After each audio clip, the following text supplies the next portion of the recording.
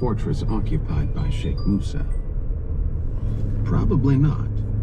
But I wouldn't want to leave here again until the Panther and his jihadists were ready for the goo bags. We thanked our Bedouin hosts for a pleasant kidnapping experience and climbed up to the second floor of the tower, where we would await further developments as per Chet's briefing in Aten. Chet had retrieved a sat phone antenna from the van that he'd rigged up in one of the windows, and he plugged his phone into one of the antenna cable jacks, saying, "Now we don't need clear sky to be in direct sat phone contact with the Predator ground control station." That's good. Or anyone who needs to call us. That sucks. He advised us, however, sat phone. Bottom line, this was a well-thought-out mission, but the ability to operate in this environment was severely limited. Chet, though, wanted this to work, to show that the CIA could mount surgical strikes in hostile territory as they did so well at the beginning of the Afghan war. The US military and others, however, would like to see boots on the ground. Lots of them. I found myself rooting for the CIA on this one. So now that we saw the new sat phone antenna, what else do we do for fun? Maybe we could play chutes and ladders with the excrement shaft. Before I could suggest that, Buck said, "I brought along some magazines, paperback novels, and crossword puzzles to kill the time." I asked Chet, "Any more cognac?" 1 mile. Turn One left. bottle for a celebration. Let's celebrate. Anyway, we all sat cross-legged on the carpet, except for Zammo, who went from window to window with his rifle and binoculars. Kate asked Buck and Chet, "How long do you think it will take for Sheikh Musa to contact Al-Qaeda?" Chet replied, "Could be a day or two."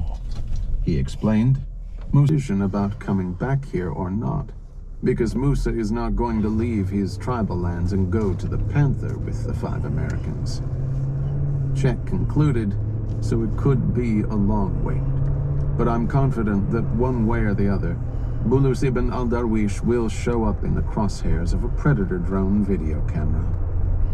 Maybe, but the problem was the long wait, and I asked Chet, "How long do we wait?" "As long as it takes." Holy shit. I asked, "What happens when the tuna runs out?" Turn left. I prompted him, "Come on, Chet. What's the max time we sit here doing crossword puzzles?" Chet thought about that, then replied, In half a mile. "I say we give it 2 turn weeks. right. After that, we may have a security problem. Not to mention a mental health problem. I mean, 2 weeks in this dungeon? We could get a disease." In 0.1 mile. Turn Chet right. also informed us, "The decision is not wholly ours to make. I need to consult with Langley on a day-to-day basis." He added, "We'll Turn play it right. by ear." I suggested we should also stay in touch with Sheikh Musa. He's the guy who's in touch with Al-Qaeda. Chet replied, "We don't call Musa. Musa calls us." Buck also informed us, the Arabs in general, and the Bedouin in particular, have a different sense of time than we do in the West. He let us know they can negotiate for months over even a simple matter. They're in no rush. But Chet was more reassuring and said, "The Panther, having a half-American head, will probably come to a quick decision." He added, "He's impatient and hungry." Me too. So we had a long wait, or a short wait. In the end, the best laid trap still depends on the guy you're trying to trap. Kate had a good question. Will our disappearance, or kidnapping, be reported to the media? Buck replied to that. There is a news blackout at the embassy PIO office. He smiled and said, which is redundant, since the PIO doesn't put out many news releases from Yemen anyway. He added, as for snooping Western journalists, there are virtually no resident American news organizations in Yemen. Only the BBC has an office in Sana'a, and the lone reporter there is on extended home leave. As for Yemeni journalists or In 1 government mile, sources, turn they left. either know nothing or they've been told to truly the land that time forgot, and the black hole of the Mideast, and you could be missing here for months before anyone outside of Yemen noticed. Kate asked, what if our friends or family don't hear from us, or are trying to contact us? I said to Kate, if you mean your parents, consider this a vacation. No, I didn't say that. I kept my mouth shut. Buck replied, however, each of us will write a note that will be delivered by our respective offices in the States to anyone on your list. He advised us, keep it general, and don't mention that you've been kidnapped. He smiled. Buck also advised us, any inquiries to our offices coming from friends or family will be handled by the embassy in Sana'a. He added, we should have no problem staying incommunicado for a week or two. Chet informed us, I stay out of touch with friends and family for weeks at a time. He added, comes with the job. Also, no one gives a shit if they don't hear from you. In fact, they welcome it. That's not nice. Someone, somewhere loved Chet. On that subject, we knew virtually nothing about Chet's personal life, and he never volunteered a word. But Kate took the opportunity to ask him, are you married? Chet hesitated a second, then replied, I am estranged from my wife. Maybe that has to do with Chet being strange. Kate said, as women do, I'm sorry. The wife is probably not. Chet volunteered, this assignment and the separation has put a strain on the marriage. I'll say. And I did feel a little sorry for him. On the bright side, he could have 4 wives here. Or maybe only 3. He's already got one, right? Buck, who had seemed to make his marriage work despite decades of foreign assignments, or maybe because of that, said, this business is difficult for family life. We sacrifice a great deal for our country, and sometimes I'm not sure it's appreciated by the country. How about never? And why do we care? We do what we do for other reasons. Appreciation is not part of the plan.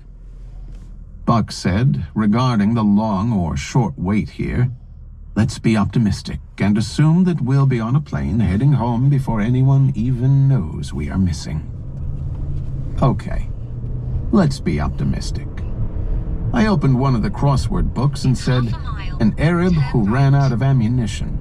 8 letters. Brenner, who knew the joke, replied, a moderate. Chapter 66. In a quarter of a mile.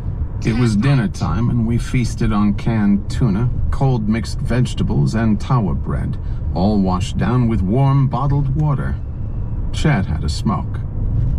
The light was fading, and we lit a few kerosene lanterns. Out in the courtyard, it was prayer time again, and the Bedouin were praying loudly, making me homesick for Brooklyn.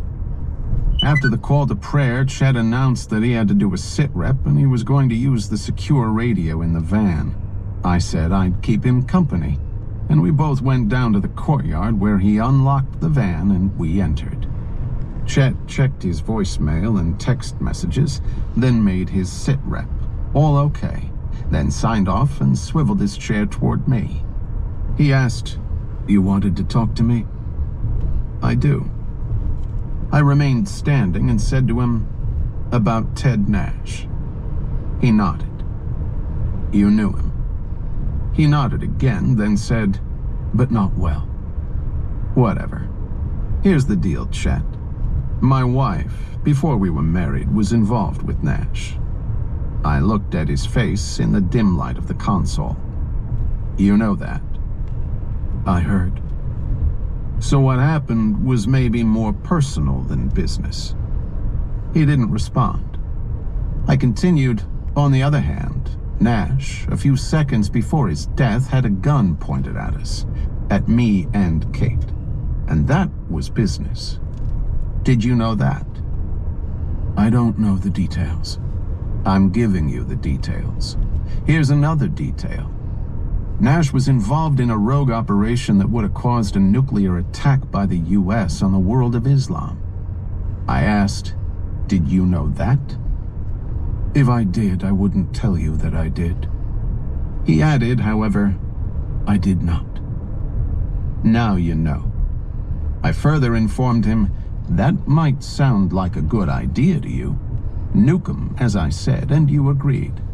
But wiping out tens of millions of innocent people and leaving the Mideast a nuclear wasteland is not really a good idea. He smiled and replied, that's your opinion. Yeah, and my opinion was the one that counted. I also informed Chet, Cade and I were prisoners of a nutjob who was going to kill us, and Nash knew this. In fact, after Kate and I whacked the nut job, Nash showed up and was going to finish the job for the psycho. Follow? I guess. So we're talking about self-defense, with maybe a little personal history between the parties. Okay. But what does this have to do with me, or this mission? You tell me. Okay. Nothing. Try again. Chet stayed silent a moment, then said, I think I see how your paranoid mind is working.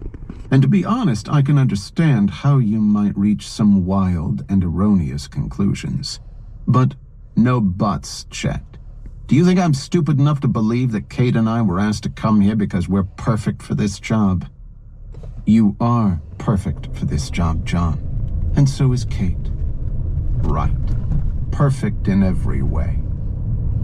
He asked me a question that I'd asked myself. If you really believe what you're suggesting, why in the world did you come here? Because, Chet, this is the belly of the beast, and you are the beast, and I am here to talk to the beast, and if I have to kill the beast. He had no reply to that. I advised him, when I walk out of here, you will cable or speak to Langley, and you will let them know that you spoke to me and that this problem better be finished.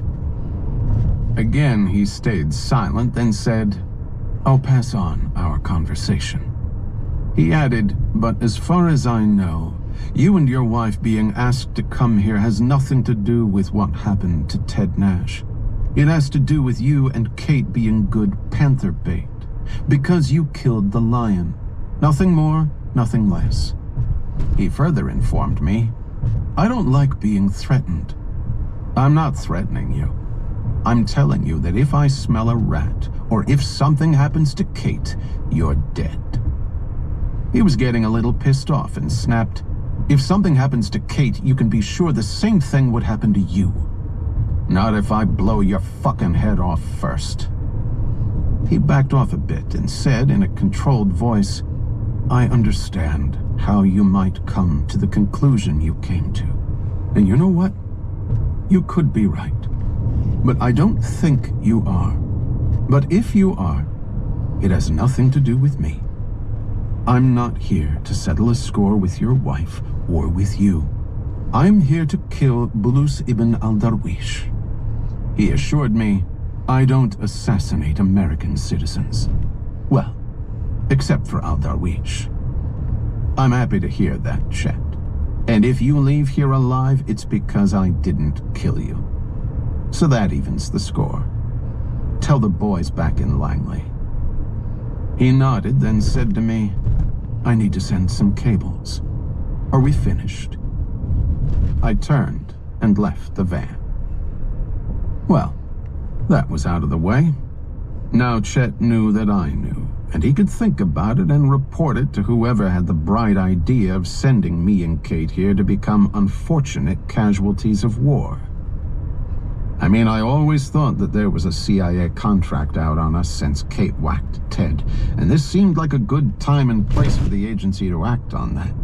And nothing that Chet said made me believe I was wrong.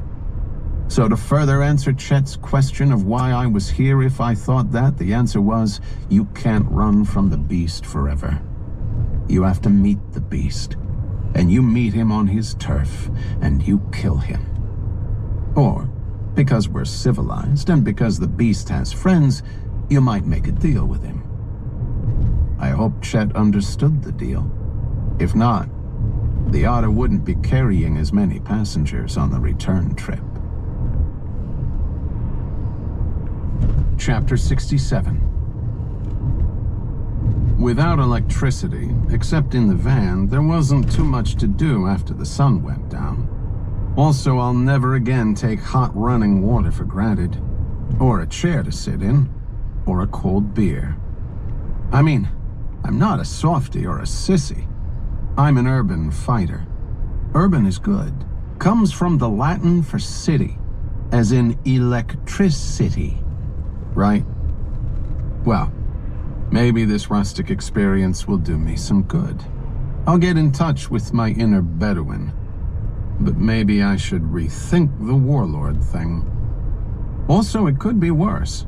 This could be a real kidnapping. I could be waiting to have my head sawed off. Anyway, we were all sleep-deprived, so it was no problem hitting the hay early. We posted a 2-person guard for 3-hour shifts. Brenner and Zammo first, me and Kate second, Buck and Chet last. That should take us to dawn. And Paul Brenner, I should point out, was fulfilling his desire to sleep with Kate. Turn right. Though probably not the way he envisioned it. Chet and I had not revisited our conversation at any point during the evening, which in any case was not really possible in a communal setting. But Chet did say to me, in a rare moment of privacy at the door of the excrement shed, "I sent a cable relating your concerns." He added, "No reply." Bullshit. During my and Kate's guard shift, as we looked out a window at the black night, I said to her, "I spoke to Chet about Ted Nash." She didn't reply for a few seconds, then reminded me I was going to do that. I handled it differently than you might have handled it. Meaning? Meaning I shared with him my suspicion that you and I were asked to come to Yemen so that the CIA could even the score. Turn right. Meaning you whacking Ted Nash. She stayed silent for a while, then said, "I don't necessarily agree with your suspicion." She added, "It's too Turn right. crazy." You think? Look, it's not only about you terminating Ted and you being cleared of any wrongdoing. It's also about you and me screwing up the CIA's plan to nuke Islam. That was a biggie, and we know about it. We've stayed silent, as per the deal. Right. But that's not good enough for worried people in Langley. Dead is better. She didn't reply. So that's why we're here. Again, she didn't respond, but asked me, "What else did you say to Chet?" Well, I told him if anything happened to you, or if I even thought you or I were being set up, I was gonna blow his head off. You shouldn't have said that. All right. I'll tell him it's okay for him to kill us. What I mean, John, is that you may be wrong about this. If I'm wrong, and there's no harm done. You don't threaten someone's life without some harm done, especially if that person has done nothing wrong or knows nothing. Okay. But Chet took it well. He was even pleasant to me after he returned from the van. Did you notice? You may be as crazy as he is. Crazier, I assure you. I reminded her, "You said to look for the Triple Cross." She didn't reply. I continued, "What's in a name? Why is this called Operation Clean Sweep? Why are you and I here? All right, I get it. But what did he say?" He neither confirmed nor denied my suspicions. Actually, he said he could understand how I might come to such an erroneous and paranoid conclusion, and that I might actually be right. But he has nothing to do with whatever it was that I was wrongly suggesting. I asked, "Follow?" "No. I guess you had to be there. Bottom line here, I let the cat out of the bag and Chet cabled his people in Langley. Or maybe he actually spoke to them. So I think we now have less than a 50-50 chance of becoming victims of friendly fire, or winding up whacked by Musa or Al-Qaeda. Kate nodded, then said, "In this business, the past comes back to haunt you." I'm not haunted by anything. My problem is when the past comes back to kill you. Like the lion. Like Ted Nash. This business is a cycle of vendetta, an ever-widening circle without end. Someday, maybe when I'm old, sitting in a rocker, someone from the past will get me. But not today. Not this week. To make Kate feel better, I said it was self-defense. You saved our lives. Don't replay it. She nodded. So we finished our 3 hours of guard duty and woke Chet and Buck. Chet was actually already awake. Maybe he had a bad dream about someone cutting his throat while he slept. The 5 gentlemen of the A-team had breakfast with the 8 gentlemen of the desert down in the courtyard, while Kate used the opportunity of privacy to wash up with bottled water. Breakfast was the same glop, except the Bedouin had added tuna. After breakfast, Chet, Buck, Brenner, and I went into the van and watched TV. Both screens had reruns of yesterday's show. Beautiful Yemen from the air. I felt like I was soaring. Chet did a commo check and a sit-rep, and ground control reported no unusual activity in the area. Just another routine day in the tribal lands and a quiet day in Al-Qaeda territory. But that could change quickly. We walked around the courtyard for exercise, the way convicts walk around the prison yard. I counted 14 lizards. Later I suggested to Buck, ask our Bedouin hosts if they can get us a soccer ball. Also some real food from Marib. I'll buy. Buck informed me, they've told me they're not allowed to leave here, and no one can come here unless the food and water runs out. He explained, we're all in lockdown until further notice. When do we start killing and eating the camels? There are no camels, but there are goats outside the walls, and our hosts seem to be killing one a day. How many are left? Enough for a long siege. On that subject, Kate, Brenner, and I bugged Buck and Chet about getting some info about how Sheikh Musa was doing in his talks with Al-Qaeda. But Buck and Chet both agreed that it was premature to send a message to the Sheikh. Buck said it would be impolite to ask him now. Maybe in a few days. Chet agreed. Let it play out. He added, we need to appear trusting, unworried, and cool. Who makes this shit up? Anyway, we had lunch on the Diwan level where we lived. Tuna again. Buck explained away the poor provisions from Washington by saying, we don't want to accentuate the differences between us and our Bedouin allies. That's idiotic, Buck. We should celebrate our differences, like with pork chops. Buck continued, also, we don't want to look too good for the Al-Qaeda men who come to see us. We're supposed to be subsisting on goats and oats. He smiled and added, we can't be getting fat in captivity. I pictured another CIA committee discussing this.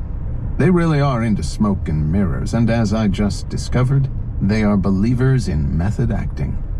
The A-team had to starve a little to look the part of kidnap victims.